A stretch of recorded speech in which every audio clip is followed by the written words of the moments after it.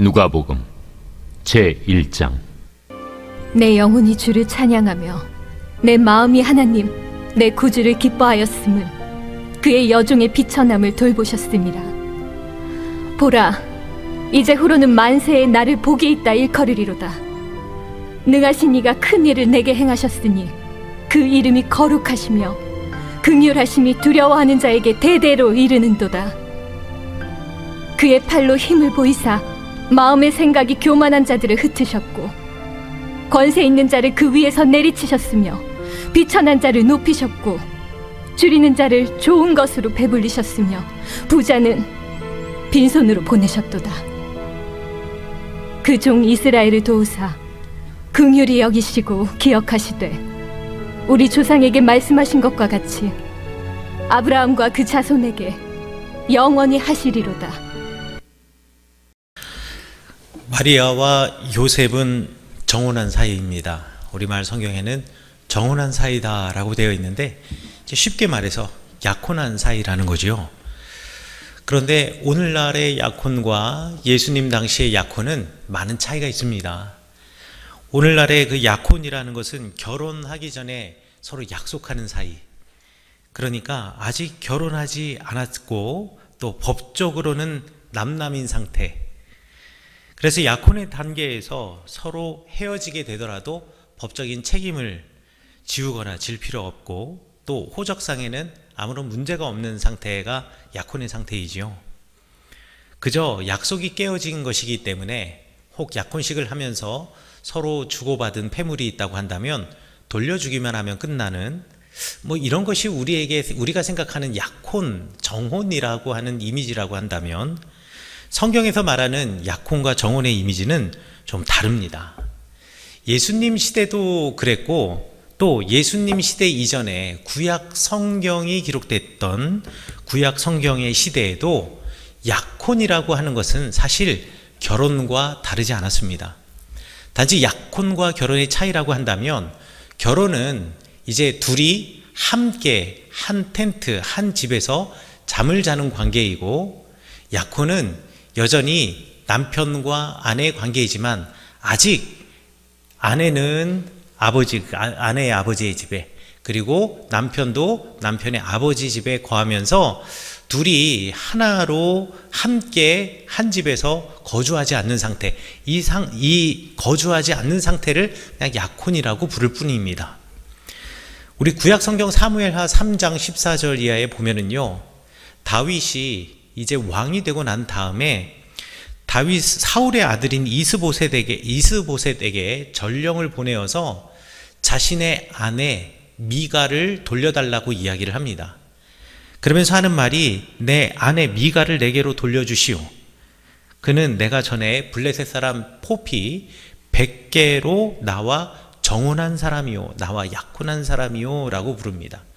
그러니까 다윗 시대 때부터도 이미 약혼한 사이는 벌써 그 약혼한 상대방을 내 남편 그리고 내 아내라고 불렀고 또 그렇게 인정했다라는 것을 알 수가 있죠. 이런 요셉과 정혼한 마리아, 요셉과 약혼한 마리아, 더 정확하게 말해서 요셉 아내인 마리아에게 천사 가브리엘이 찾아왔습니다.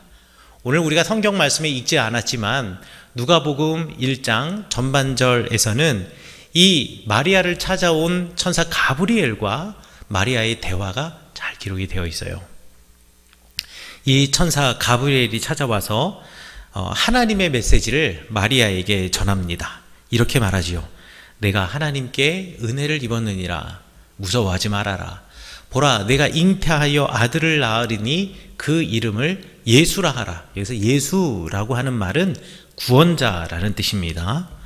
그는 큰 자가 되겠고 지극히 높으신 이의 아들이라 일컬어질 것이요 또 주 하나님께서 그 조상 다윗의 왕위를 그에게 주실 것이다. 영원히 야곱의 집을 왕으로 다스릴 것이며 그 나라가 무궁하리라 라고 이야기를 해주고 있습니다. 들으시니까 마음이 막 웅장해지고 마음이 너무 좋으시죠. 아마 여러분이 여러분의 자녀를 임신하였는데 아니 천사가 와서 이런 말을 해주는 거 이거 말고 태몽으로라도 이런 꿈 꾸셨다면 너무너무 행복하고 기쁠 겁니다. 내용을 보십시오. 야, 너는 하나님께 은혜를 입어서 지금 잉태한 거야. 그리고 네가 이제 아들을 낳을 거거든. 그런데 그 아들이 이 땅의 구원자가 될 거지. 그 아들은 큰 자가 되고 지극히 높으신 하나님의 아들이라고 사람들이 다 칭송해 주고 그 명예로운 자리에 올라가고, 그리고 다윗의 왕이, 그러니까 이 나라의 왕이 될 거야. 우리식으로 말하면 대통령이 될 거야. 이건 내가 약속해 주는 거야. 그리고 영원히 야곱의 집을 왕으로 다스릴 거야. 이 대통령도 4년 하고 그만두는 게 아니라 5년 하고 그만두고 이렇게 하는 것이 아니라 종신토록 대통령이 될 거야 라고 말한다면 진짜 여러분들 너무너무 행복하실 겁니다. 여러분들 다 태몽 꾸어 보셨죠? 이런 태몽 꾸신 분 계십니까? 여기 뭐 꼭 여자만 태몽 꾸는 건 아니잖아요. 남자가 태몽 꾸기도 하고 하잖아요. 그렇죠? 제가 저희 어머니한테 어렸을 때 제 태몽이 뭐냐고 물어봤어요. 저희 태몽 뭐냐고 물어봤더니만은 저희 어머님이 이렇게 마당에서 일을 하고 계시는데, 제가 정확히 기억은 안 나요. 그게 빨래인지 뭔지는 정확히 기억이 안 나는데, 저희 어머님께서 일하고 계시는데 닭이 쫓아와서 저희 어머니를 막 쪼드래요. 그래가지고 저희 어머님이 급하게 방으로 제 태몽을 들으시고 웃으시는 거예요. 급하게 저희 어머니가 방으로 이제 쫓겨 들어가가지고 문을 닫고, 옛날 문은 그냥 문살에 창호지 바른 거잖아요. 그리고 문고리를 이렇게 딱 잠궜대요. 그런데 그 창호지를 뚫고 닭이 막 쪼더라는 겁니다, 손을. 그게 제 태몽이래요. 그런데 만약에 여러분들, 하나님의 천사가 여러분 나타나셔서 네가 아들을 낳으리니 그는 구원자가 될 것이다, 예수라 하라. 그가 큰 자가 되겠고 지극히 높으신 하나님의 아들이라 일컬음을 받을 것이다. 주 하나님께서 그 조상 다윗의 왕위를 영원히 그 집안에 있게 하고 또 영원히 야곱의 집을 왕으로 다스리게 할 자가 바로 내 아들이다. 이거 뭐 질적으로 다른 태몽 아니겠습니까? 그런데 이런 게 태몽도 아니고요, 진짜 가브리엘 천사가 마리아를 방문하여서 이 약속을 해준 겁니다. 그런데 마리아에게 전해준 가브리엘의 이 약속 메시지는 사실 마리아에게 좋은 소식이 아니라 이거는 사실 마리아에게는 사형 선고였습니다. 우리 신명기 22장 23절과 24절에 우리 주님께서 율법을 통해서 이렇게 말씀하셨습니다. 처녀인 여자가 남자와 약혼한 후에 어떤 남자가 그를 성읍에서 만나 동침하면 너희는 그들을 둘 다 성읍 문으로 끌어내고 그들을 돌로 쳐 죽일 것이라. 이게 뭐냐면, 어떤 사람이 어떤 여자와 이제 정혼을 해서 약혼을 했어요. 여인은 여전히 아버지의 집에 살고 있고 남편도 여전히 자기 아버지 집에 살고 있습니다. 그러나 둘은 정혼을 했기 때문에 이미 부부고 서로 아내이고 남편인 상태예요. 단지 거처하는 곳이 다를 뿐이죠. 그런데 이제 거처를 합치기 전에 유대인의 전통에 따르면 이제 최대한 1년간 이렇게 서로 떨어져 있을 수 있고, 그리고 난 다음에 서로 이제 합치게 되는데, 이 떨어져 있는 기간 동안 나와 정혼한 그 여자, 나는 아직 그와 정혼하긴 하였지만 한 번도 잠자리를 같이 하지 않았는데 이 여인이 임신을 했단 말이죠. 그렇다면 이 임신은 분명히 그 성읍 중에서 누구와 서로 마음이 맞아서 임신을 했다라고 생각할 수밖에 없습니다. 그건 뭐 합리적인 것 아니겠습니까? 그러니까 이런 경우가 있으면 남편이 자기의 아내를 고발하는 거죠. 고소하는 거죠. 그러면 어떻게 되냐? 이 여인과 그리고 그 여인과 함께 통관한 그 남자까지 둘 모두를 끌고 와서 돌팔매로 죽여버려야 한다라고 하는 것이 바로 율법이 가르쳐 주신 심판의 내용이었습니다. 그러니까 이 율법에 따르면은요, 우리 마리아는 이 천사 가브리엘로부터 들은 우리가 지금 생각하기에는 복음이고 좋은 메시지지만 그 당시에 그 말씀을 들었을 때는 이건 사형 선고와 같은 거예요. 너 죽게 될 거야. 너에게 이제 네 인생의 앞길은 이제 정해져 있어. 죽음이라는 거지. 이렇게 말하고 있는 겁니다. 그러니까 마리아가 적극적으로 자기를 변론합니다. 아니, 아직 나는 남자를 알지 못하는데 어떻게 잉태할 수 있겠습니까? 이게 우리말 성경은요, 문어체로 되어 있기 때문에 읽으면서도 좀 드라마처럼 이 역동적이질 않아요. 좀 역동적으로 좀 이렇게 그 사실처럼 표현을 하자면 이런 겁니다. 아우, 가브리엘 천사님, 이게 말이 안 돼요. 이러면 저더러 이게 죽으라는 얘기지, 이게 좋은 소식이에요? 이거 저더러 죽으라는 얘기잖아요. 그리고 저는 정결한 여인으로 지금까지 살아왔는데 갑자기 임신이라니요. 이거는 얼토당토하지 않은 소리잖아요. 라고 지금 마리아가 가브리엘에게 이야기한 거예요. 그러니까 가브리엘이 다시 마리아에게 이야기합니다. 성령이 내게 임하시고 지극히 높으신 이의 능력이 너를 덮으시리니 이름으로 나실 바 거룩한 이는 하나님의 아들이라 일컬어지리라. 뭐 이렇게 멋지게 이야기했지만 요약하면 간단합니다. 이 아기는, 태어날 아기는 너 아들이 아니야. 내가 언제 너 아들이라 그랬니? 너 아들도 아니고 내 남편 요셉의 아들도 아니야. 이 아들은 하나님의 아들이야. 그리고 내가 정혼한 다음 한 번도 잠자리를 함께 한 적이 없는데, 알아. 네가 잠자리에 함께 하지 않았던 거 알지.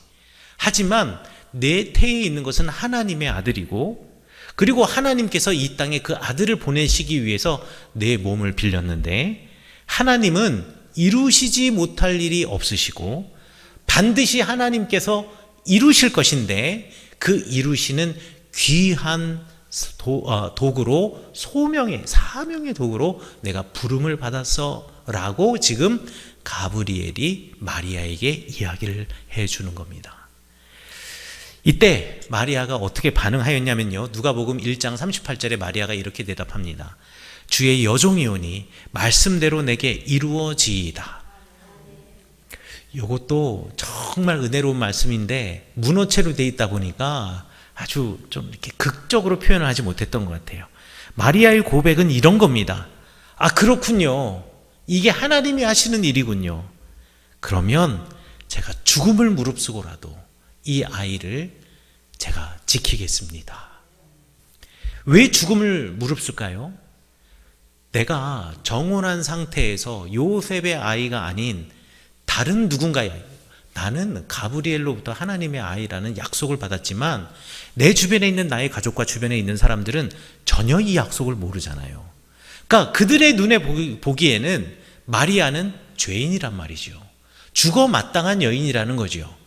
마리아는 이러한 죽음을 무릅쓰고, 내가 다 이해할 수 없고 이것으로 세상에 손가락질을 받을지라도 하나님의 뜻이라면 순종하겠습니다 라는 말이 바로 주의 여종이오니 말씀대로 내게 이루어지이다 라는 마리아의 응답입니다. 근데 이 마리아도 참 대단한 사람이지만요, 참 남편 요셉도 놀라운 신앙을 가진 사람입니다. 그렇죠? 우리 마태복음 1장에서 마리아의 관계를 우리 요셉이 조용히 정리하려고 하였다라고 말하고 있습니다. 이 요셉의 입장에서는 마리아에 대해서 배신감을 느낄 수가 있습니다. 분명히 우리는 함께 잠자리를 하지 않았는데 어떻게 마리아가 잉태할 수 있냐라는 말이죠. 임신할 수 있냐라는 말이죠.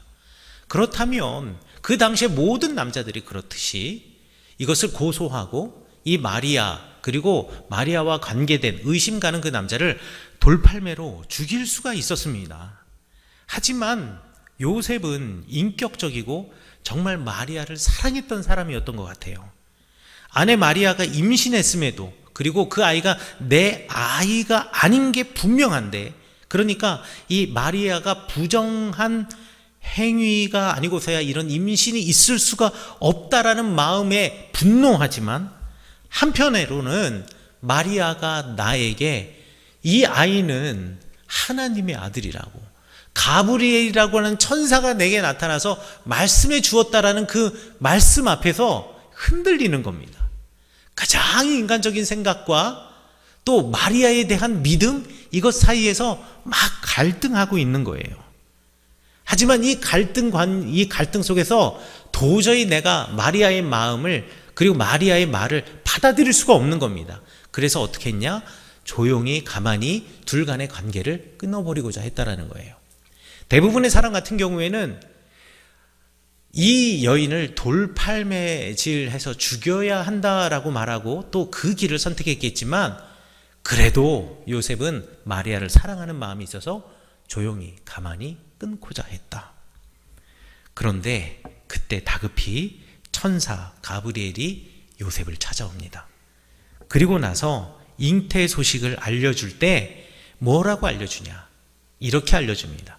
요셉아, 너 이사야서 7장 14절 나와 있는, 이사야서 두루마리에 나와 있는 그 예언을 알고 있지? 보라, 처녀가 잉태하여 아들을 낳으리니 그 이름은 임마누엘이라 하리라. 내가 압제의 삶을 살아가면서, 또 내가 너가 이 땅에서 고난의 삶을 살아가고, 때로는 비참한 삶을 살아가고, 때로는 마음속에 눌리는 삶을 살아가면서 메시아, 우리 주님을 기다리면서 기억하며 모든 이스라엘 백성들이 외우던 그 말씀, 기원전 8세기, 그러니까 지금으로부터 800년 전부터 지금까지, 우리 조상 때부터 지금 너희 때까지 늘 이사야 두루마리 하면 외우던 그 말씀, 보라, 처녀가 잉태하여 아들을 낳을 것이요 그의 이름은 임마누엘이라 하리라. 지금 이 말씀이 내 아내 마리아를 통해서 이루어졌는데, 너는 입술로는 그러한 신앙을 고백을 하면서 이걸 받아들일 수 없단 말이냐. 성령의 도우심으로 잉태하였다. 이건 이미 하나님께서 예비하신 일이고, 우리 전능하신 하나님께서는 하시지 못할 일이 없고, 우리 주님께서 뜻하신 일은 반드시 이루어진다 라고 가브리엘이 요셉에게 말해 주었습니다.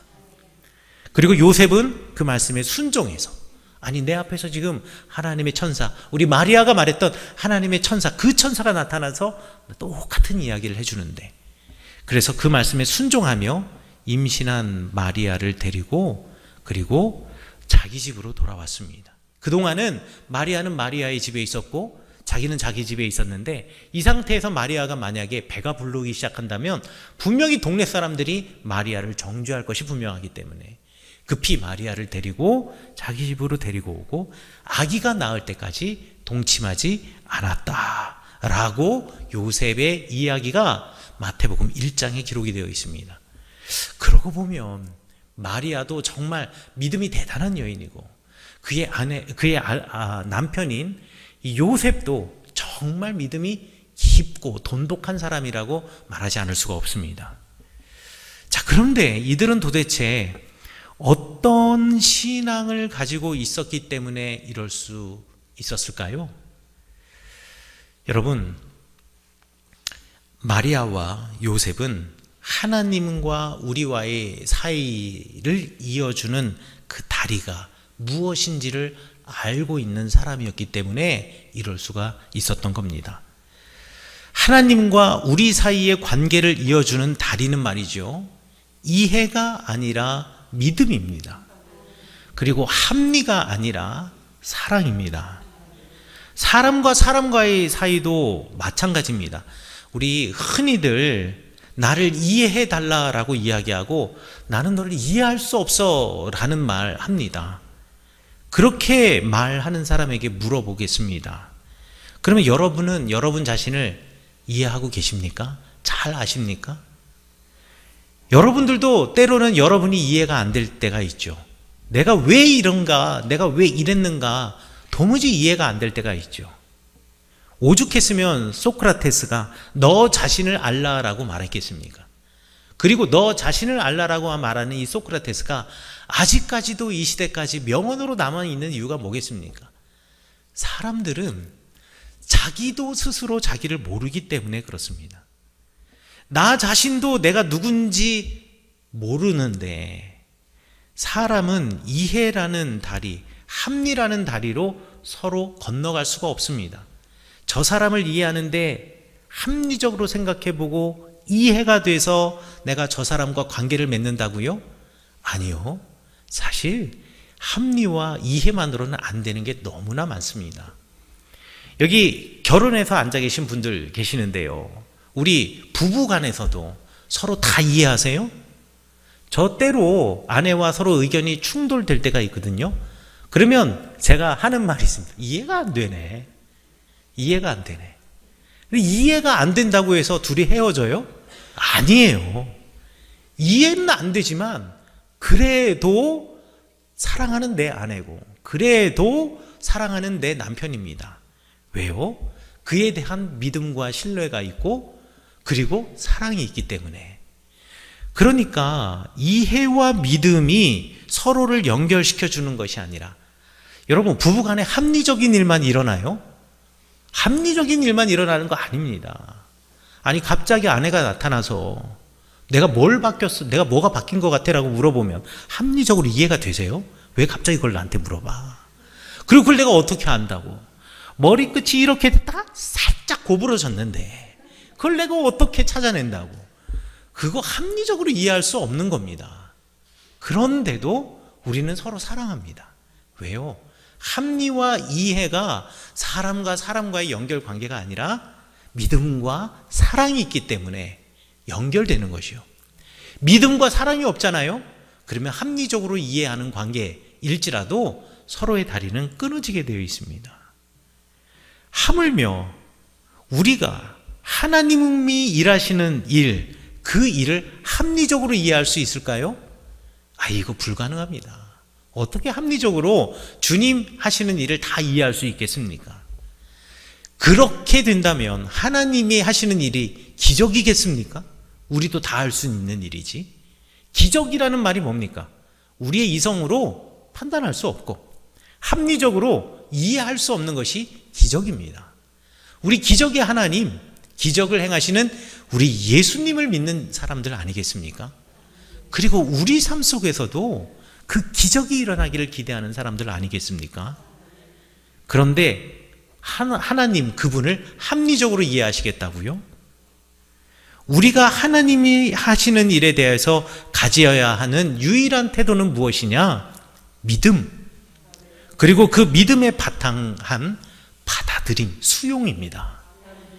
그 믿음은 우리에게 일어나는 일이 무엇이든지 다 우리에게 나를 위하여 좋은 일이라는 믿음이고, 하나님께서, 그 사랑의 하나님께서 내게 좋은 것을 이 일을 통해서 주시리라는 그 믿음, 그 믿음이 바로 그 믿음의 확신이 우리와 하나님을 연결해주는 다리가 되는 겁니다. 여러분, 두려움은 죽음을 낳고 하나님에 대한 믿음은 생명을 낳게 되어 있습니다. 마리아가 그랬습니다. 그저 두렵기만 했다면, 나 이제 죽겠구나 두렵기만 했다면, 그래서 그 현실을 회피하고 그리고 도망가려 했다면 오히려 마리아는 죽었을 겁니다. 왜요?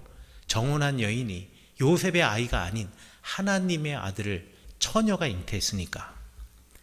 그러나 하나님에 대한 믿음, 그 믿음이 있었기에, 그리고 확신이 있었기에 생명을 낳으신 것입니다. 하나님은 우리에게 좋은 것 말고는 주실 것이 없으신 분입니다. 그래서 우리에게 주신 분이 누구십니까? 예수님이시죠. 오늘 성경 말씀은 마리아에게 다시 주시는 확신이십니다. 마리아가 다시금 마리아에게 굳은 확신을 주기 위해서 가브리엘이 마리아의 가까운 친척, 그러니까 이미 마리아도 다 알고 있는 그 여인 엘리사벳, 이제 자녀를 낳을 수 있는 소망은 사라진 그 여인이 임신을 한지, 잉태한지, 수태한지 벌써 6개월이나 되었다라는 그 놀라운 소식, 그 놀라운 소식을 들었을 때 마리아는 도무지 믿을 수가 없었을 겁니다. 그런데 마리아에게 천사 가브리엘이 말하죠. 그런 하나님께서 왜 내게 하나님의 아들을 품을 수 있는 그러한 기적을 행하시지 아니하시겠느냐. 결국 마리아는 엘리사벳을 찾아갑니다. 찾아간 엘리사벳이 이미 수태하여서 배가 나오기 시작한 것을 보고 마리아가 이것을 직접 눈으로 확인하였습니다. 그리고 알게 되었죠. 정말 우리 주님은 이루지 못하실 일이 없으시구나. 정말 우리 주님께서는 좋은 것을 주시는 분이시구나. 그리고 나를 통해서 좋은 일을 행하시려고 하시는구나. 그 일은 우리의 기대와 우리가 생각하고 있는 이성과 합리를 뛰어넘어서 일하시는 주님의 놀라우신 기적이시구나. 마리아는 친족 엘리사벳을 통해서 확신하였습니다. 그러면서 불렀던 노래가 오늘 성경 본문의 말씀입니다. 성경 본문 말씀에서 마리아는 이렇게 말합니다. 비천한 나를 통해서 놀라운 일을 행하실 하나님을 찬양하리로다. 비천한 나. 이 노래는요, 하나님의 일하심을 모르는 사람의 눈에는 죽을 수밖에 없는 나가 마리아라는 거예요. 그래서 나는 비천한 사람이라는 거예요. 그리고 그 사람들은 다 죄인이라고 나를 낙인 찍을 거라는 얘기죠. 그 죄인이 누구냐? 바로 나라는 겁니다. 그런데 하나님께서는 바로 나를 통해서, 이러한 나를 통해서 주님께서 일하신다라는 것이죠. 이것이 바로 복음입니다. 나를 통해서 예수 그리스도를 이 땅에 오게 하시고 그 예수님을 통해서 나뿐만 아니라 모든 사람들, 모든 인류가 구원을 얻게 된다. 이것이 바로 복음입니다. 사랑하는 성교회 성도 여러분, 가장 비천한 여인, 사람들 눈에는 죄인을 통해서 일하시는 하나님, 그 하나님의 아들 예수님의 탄생의 이야기는 하나님께서 가장 비천한 사람과 같은 나, 그리고 죄인인 나를 통해서도 일하실 것이다라는 믿음의 약속을 주시는 것입니다. 그리고 그것이 복음이다라고 말씀해 주십니다. 여러분의 지금의 삶의 모습은 어떻습니까? 여러분의 상태는 어떻습니까? 가정에서, 일터에서, 그리고 대인관계에서, 학교에서 여러분 가장 힘들고 비참한 상태에 혹시 계시진 않습니까? 나를 짓누르는 죄의식 또는 죄책감, 그리고 나를 억누르는 그 무언가가 나를 사로잡고 있지 않습니까?